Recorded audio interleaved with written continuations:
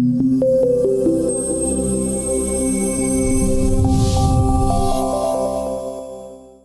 Rod Glover. I'm from Australia. I work for myself independently, and essentially my job is to advise political and public service leaders on how they can undertake large-scale reforms in a way that can stick. Great. So you've done a lot in the public space in Australia, right? You've forwarded a lot of initiatives.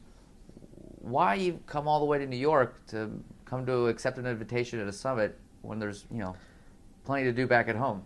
I think that's what becomes really clear in the public policy space is that governments around the world, and particularly, actually more so in developed countries, interestingly, face a common set of challenges.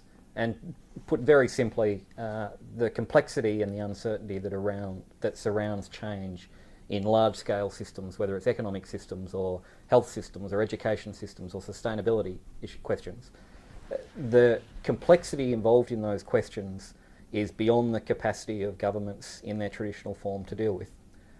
So governments, the traditional industrial hierarchical model of government is generally a closed process. It is hierarchical, and it's a system where the job more often than not is to develop a plan and then deliver on a plan. That runs fundamentally contrary to the nature of the types of wicked problems that we're facing in government today, whereby the solutions to problems and even the definition of problems themselves is a function of the actions or the commitments or the attitudes or beliefs of not merely policymakers in a centralised government, but actually of distributed players, of devolved actions, reflecting devolved actions across stakeholders, businesses, communities, citizens. And it's the point that governments can no longer solve these questions themselves, and yet the traditional models of government are fundamentally still structured as if they can. Mm-hmm. So then, in the innovations that you've managed to accomplish in Australia, can you talk a little bit about some of them? What kind of worked and what didn't work, and how they actually came about? Okay. A few of those, if we go back to about 2006, and we implemented in Australia a COAG reform agenda or a national reform agenda. And essentially that was an agreement between Commonwealth and federal and state governments. Mm-hmm. And it involved replacing what were 90 different agreements between levels of government on how they would deliver everything from health and education to housing services, infrastructure services and so on. We took 90 and we reduced it to 6. And we asked what are the 6 big areas in which we really need to make progress. Mm-hmm. And we stripped out with that a lot of the red tape and the regulation that went with those agendas. Mm-hmm. And what we asked as a first question was what are the outcomes we want to achieve? So we moved from a system that was overly prescriptive in defining the way we're going to solve problems to asking the right questions in the first place. What are the objectives we want to achieve? Mm-hmm. And then creating incentives, flexibility and using transparency to go on that journey, if you like, where many distributed ways of solving that problem could be explored. So in the short time you've been talking with everyone, what are kind of some of the insights that you've most enjoyed, or if there are not any so far, what are you kind of looking for while you're here? I think that there's a real challenge that's sort of emerged in the discussion so far, and it's a challenge I've seen in a number of places before at home as well. And it's what happens when experts get together. When experts get together, very often their objective is to engineer a solution rather than design a solution. And this, to me, goes to the broader nature of the complex and systemic challenges we face today. We can't meet them with an engineering solution. It has to be a design solution. And what I mean by that is it has to be much more around framing the question and asking the right questions. It has to be much more around iterative problem solving, distributed and diverse problem solving, and getting the balance between the bottom-up and the necessary top-down curation that means that the many actions and progress that might be made on many different levels adds up to something that is actually a societal agenda, adds up to something that is actually has a values base to it.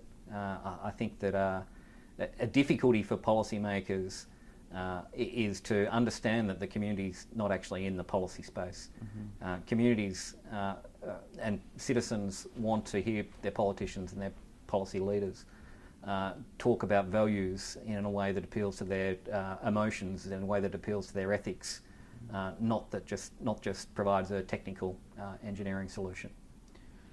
But I love that. But at the same time, so often I see experts get into a room and they're just like postulating. It's just this never-ending process of how do you even get to one solution? I mean, everyone has it. Every person here has a design solution to solve what's going on, right? Yep. Well, that's right, and that's because you're having the conversation about the solution. I think there are conversations that have got to go before the solution, and that is sort of what's the question. It's innovation. Innovation is an answer, but what was the question?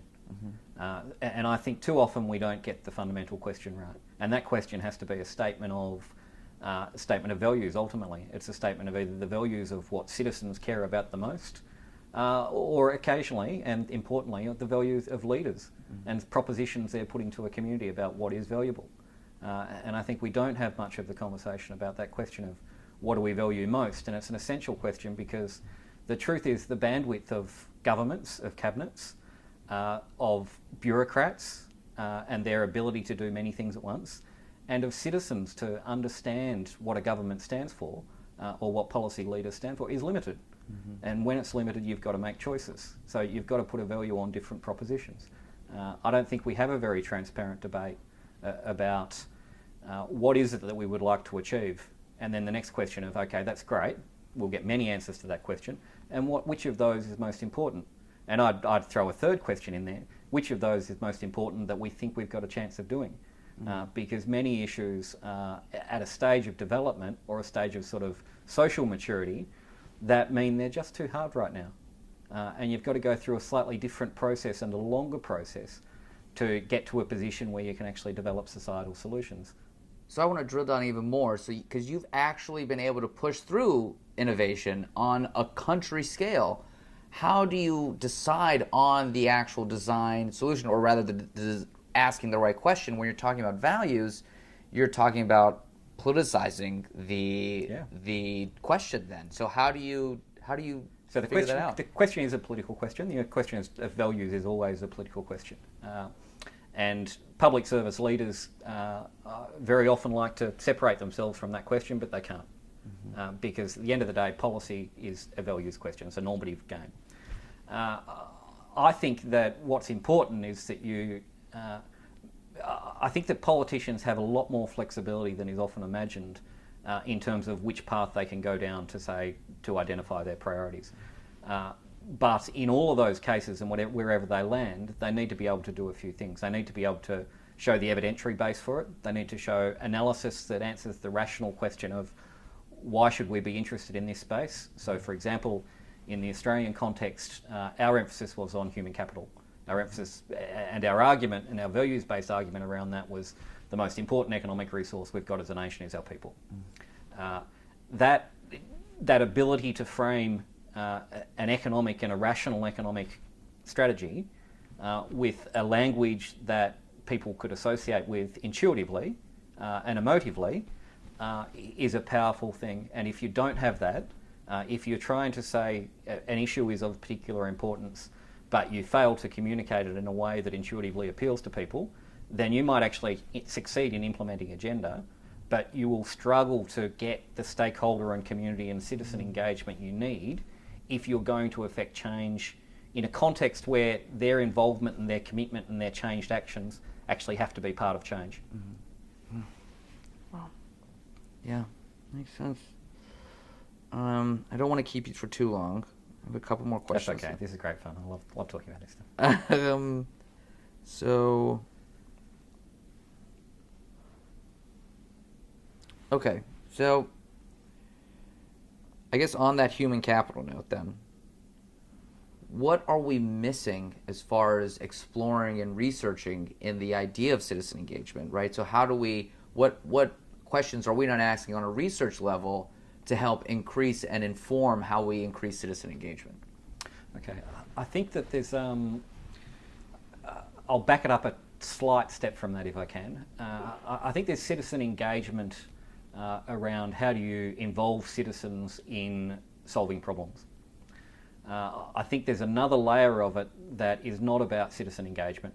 It's actually about sort of almost the nobler aspiration of sort of the moral philosophers that are about empowering people to solve their own problems, where solutions are a function of not merely sort of collaboration and collective solutions, but actually the aggregation of that with many individual and distributed and diverse actions, many of which will be actually context specific. So I think in the human capital space, for example, the most powerful thing that I think can be done is to actually devolve power and resources to people themselves. And they will do with that power and resources what fits them and what suits their circumstances best, but it will not necessarily be something that you can aggregate up into a collective intelligence, if that makes sense. And part of what I'm getting at there is that in many of the hardest problems we face, the solutions cannot always be codified and aggregated.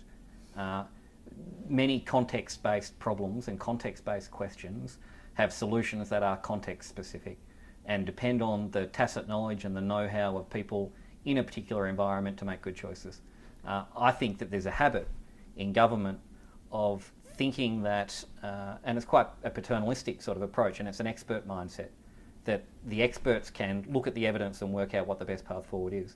I think the real revolution actually is not a citizen engagement question.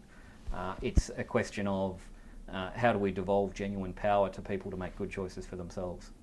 I would love to see how we could separate that nugget and get that be able to happen, and separate that from like the libertarian type of rhetoric. It's interesting. I mean, the libertarian. The interesting thing in a philosophical sense of this is it's not that hard to separate at all. As libertarians, what some people would call libertarians, what other people would call empowerment. Yeah. Generally, the difference is the libertarians don't give power or resources with it. They give a narrow notion of freedom to go and do something, but without the resources and supports to be able to do it. It's sort of very much the sort of concepts of negative and positive freedom. Right. The ability to do, or sense capabilities notion. It's not good enough to be able to be told that you can go and do something now if you don't have the capabilities, the resource supports that make it proximate and make it tangible and make it plausible for you. Okay, so the one single thing that you could do or that you would like to see done in the next 5 years to improve governance. So not government, but governance in general. Yeah. Over time, persuade leaders that there's a role for leadership again. Persuade leaders to go out on a limb and make a statement of what's valuable and stick to that consistently. And to how does the policy process and governance support that? And that's fundamentally about asking the right questions and putting value-based propositions on the table without necessarily wanting to answer those questions in detail.